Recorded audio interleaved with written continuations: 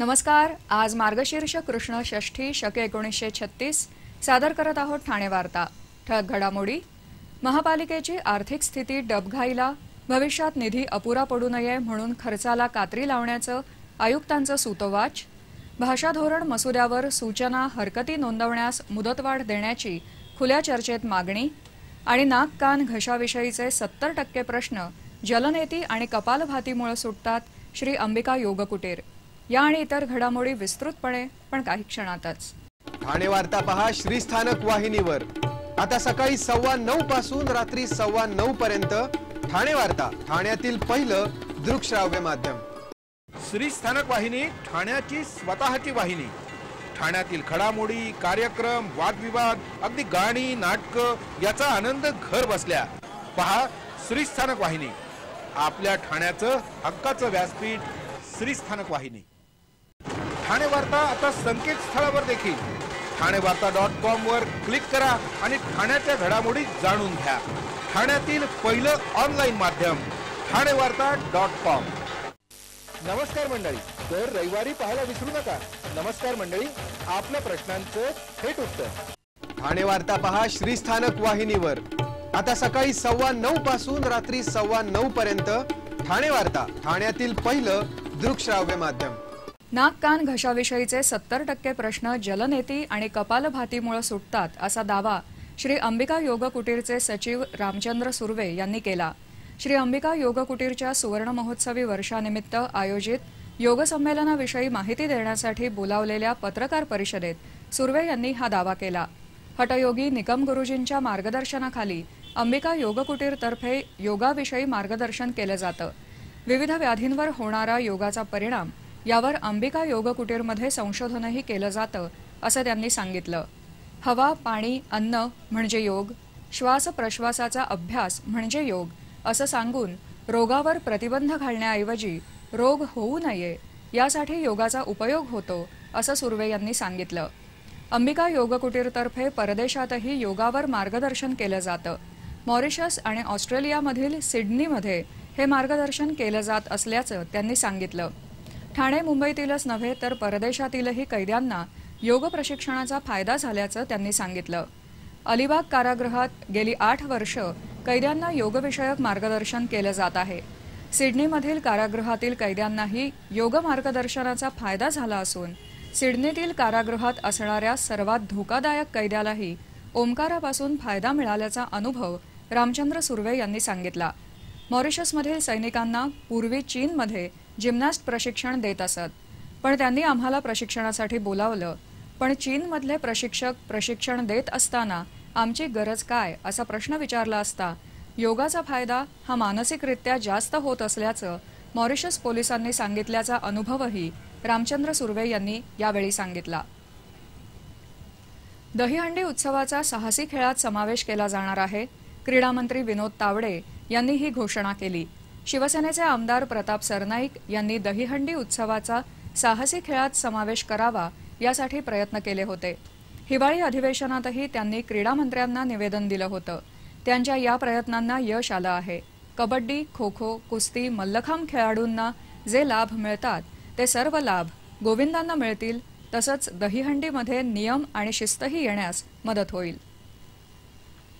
भाषा सल्लागार समितीनं तयार केलेला भाषा धोरणाचा मसुदात सदोष असून अशा सदोष मसुद्याला मान्यता देऊन केवळ एक औपचारिकता पूर्ण करण्याचं काम नवनिर्वाचित शासनानं करू नये, तसंच मसुद्यावर सूचना आणि हरकती नोंदवण्याची मुदत वाढवावी अशी भूमिका महाराष्ट्र शासनाच्या प्रस्तावित भाषा धोरणासंदर्भात आयोजित खुल्या चर्चेत मांडण्यात आली।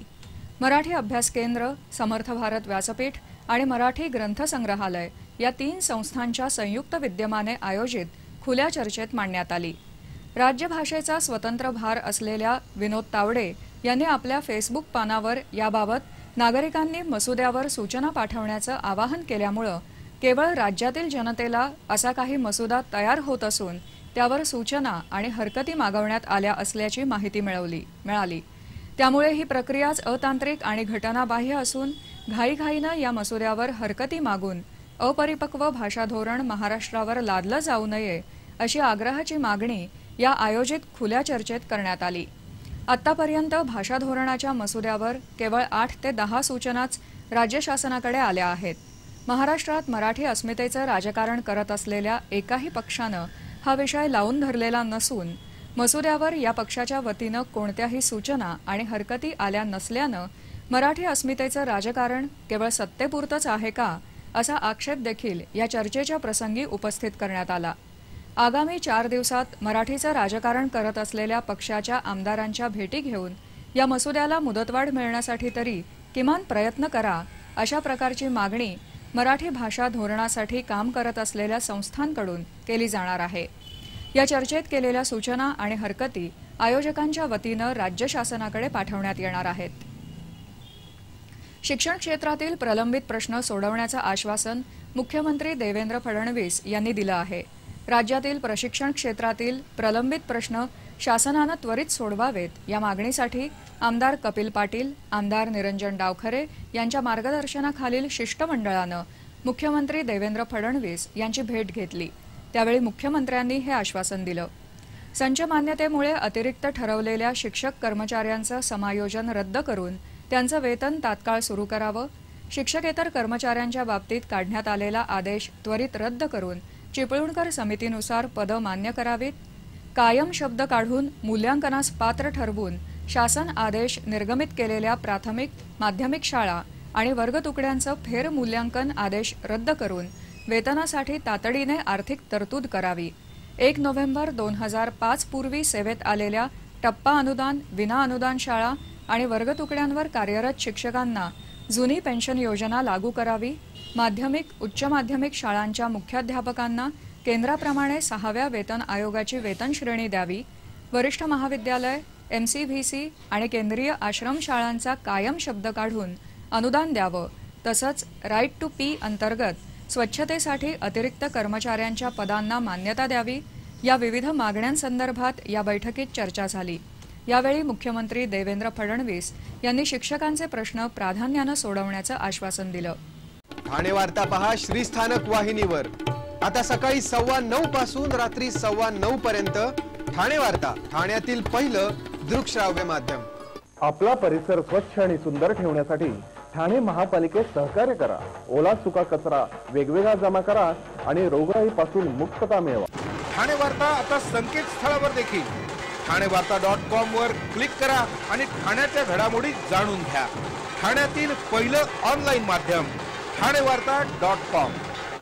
डॉक्टर आणि रुग्णांचं पिढ्यानपिढ्यांचं जिव्हाळ्याचं नातं म्हणजेच डॉक्टर बेडेकर हॉस्पिटल. आता अत्याधुनिक सोयी सुविधा आणि तंत्रज्ञान युक्त वंध्यत्व निवारण केंद्रात IVF आणि टेस्ट ट्यूब बेबीचीही सुविधा. Doctor Bedekar hospital, Maharshi Karve Path, Thane. 65 वर्षांची निरंतर सेवा. Jaipuri jewellery exhibition cum sale, 50% बचत. American diamond sets, mangalsutra, fancy bracelet, fancy earring top, radium आणि गोल्ड प्लेटेड बांगड्या आणि अन्य ज्वेलरी फक्त जयपुरी ज्वेलरी एक्झिबिशन मध्ये, अशोका बेसमेंट जवळ, गोखले रोड, नौपाडा, ठाणे पश्चिम. ठाणे वार्ता पहा श्रीस्थानक वाहिनीवर. आता सकाळी 9:15 पासून रात्री 9:15 पर्यंत ठाणे वार्ता, ठाण्यातील पहिलं दृकश्राव्य माध्यम. जुन्या पोलीस वसाहतीतील इमारतींच्या समस्या त्वरित दूर कराव्या या मागणीसाठी धर्मराज्य पक्षातर्फे 1 दिवसीय लाक्षणिक उपोषण करण्यात आलं. या पोलीस वसाहतींमध्ये राहणाऱ्या पोलीस कर्मचाऱ्यांच्या मासिक पगारातून घर भाडेपट्टी आणि मेंटेनन्स घेतला जाऊनही या इमारतींची व्यवस्थित देखभाल किंवा दुरुस्ती केली जात नाही. या इमारती 60 वर्ष जुन्या असून त्यांची आवश्यक दुरुस्ती किंवा पुनर्निर्माण करणं आवश्यक आहे. या इमारतींमध्ये राहणाऱ्या पोलीस कुटुंबातील लहान मुलं, स्त्रिया, वृद्ध महिला, पुरुष यांचा वावर असून इमारतीतील जिने, वऱ्हांडे यांची धोकादायक स्थिती पाहता अपघात घडून या कुटुंबियांच्या जीविताला मोठा धोका निर्माण झाला आहे. इमारत क्रमांक 2 मधील गच्चीचा कोबा तोडून केलेल्या दुरुस्तीनंतर पावसाळ्यातील गळतीचं प्रमाण वाढलं अशी या इमारतीतल्या रहिवाशांची तक्रार आहे. हे मुद्दे लक्षात घेऊन राज्य सरकारतर्फे संबंधित विभागास युद्धपातळीवर उपाययोजना करण्याचे आदेश द्यावेत आणि या वसाहतीतील पोलीस कुटुंबांचं जीवन सुसह्य आणि सुरक्षित करावं या मागणीसाठी धर्मराज्य पक्षातर्फे हे लाक्षणिक उपोषण करण्यात आलं. यावेळी या मागण्यांसंदर्भातील निवेदन ठाणे जिल्हाधिकारी अश्विनी जोशी यांना देण्यात आलं. वर्तकनगर येथील म्हाडा वसाहतीतील पाण्याच्या टाकीची दुर्दशा दूर करावी या महाराष्ट्र नवनिर्माण सेनेच्या विद्यार्थी सेनेच्या मागणीनंतर पालिका प्रशासनानं या टाकीच्या दुरुस्तीचं काम हाती घेतलं आहे. वर्तकनगर येथील पाण्याच्या टाकीची अवस्था अतिशय बिकट आहे. पाण्याच्या टाकीवर झाकण म्हणून ठेवलेले पत्रे गंजले असून काही ठिकाणी पडले आहेत. पाण्याचा संपर्क डासांशी येतो आहे. एक प्रकारे रोगाकरता हे आमंत्रण आहे. काही लोक रात्रीच्या वेळी दारू प्यायला बसतात. नशेमध्ये काही वाईट कृत्य घडल्यास जबाबदार कोण? या पाण्याच्या टाकीतील पाण्यावर 10,000 नागरिक अवलंबून आहेत. या पाण्यात कुत्रा, मांजर, उंदीर असे प्राणी मेल्यास सर्वसामान्यांना भयंकर त्रासाला सामोरं जावं लागतं. यासाठी योग्य ती कार्यवाही करावी अशी मागणी महाराष्ट्र नवनिर्माण सेना विद्यार्थी सेनेच्या संदीप पाचंगे यांनी पालिका आयुक्तांकडे केली होती. त्याची दखल घेत प्रशासनानं या टाकीच्या दुरुस्तीचं काम हाती घेतलं आहे. गेल्या 3 महिन्यात प्रथमच ठाणे महापालिकेच्या डबघाईला आलेल्या आर्थिक स्थितीवर चर्चा होऊन पालिकेच्या तिजोरीतील खडखडाटानं महासभा गाजली, तर पालिकेचं उत्पन्न 14 कोटींनी वाढलं असल्याचा दावा करत पालिका आयुक्त असीम गुप्ता यांनी उत्पन्नापेक्षा खर्च अधिक असल्याचं सांगितलं. भविष्यात निधी अपुरा पडू नये म्हणून खर्चाला कात्री लावणं अपरिहार्य असल्याचं स्पष्ट केलं. भविष्यात यापुढे निधी देताना आवश्यक कामांनाच प्राधान्य दिले जाईल असं त्यांनी सांगितलं. ठाणे महापालिकेला लागलेलं आर्थिक ग्रहण चिंतेचा विषय झाला असून याला प्रशासनाचा नियोजन शून्य कारभार जबाबदार असल्याचा ठपका सदस्यांनी ठेवला होता. काल झालेल्या सर्वसाधारण सभेमध्ये या संदर्भात काँग्रेसच्या संजय घाडीगावकर यांनी लक्षवेधी मांडली. या लक्षवेधीवर चर्चा करताना पालिकेची आर्थिक परिस्थिती सुधारण्यासाठी सदस्यांनी केलेल्या सूचनांची अंमलबजावणी करण्यात आली आहे का असा प्रश्न उपस्थित करून परिस्थिती सुधारण्यासाठी पालिकेच्या वतीने काय उपाययोजना करण्यात आल्यात या संदर्भातील माहिती देखील सदस्यांनी मागितल्यानं अधिकारी बावचळले. त्यावेळी प्रशासनाची बाजू मांडताना आयुक्तांनी गेल्या वर्षीच्या तुलनेत यावर्षी पालिकेचं उत्पन्न 14 कोटी रुपयांनी वाढलं असल्याचा दावा केला. गेल्या वर्षी पालिकेचं उत्पन्न 678 कोटी होतं. यावर्षी ते 692 कोटी झालं.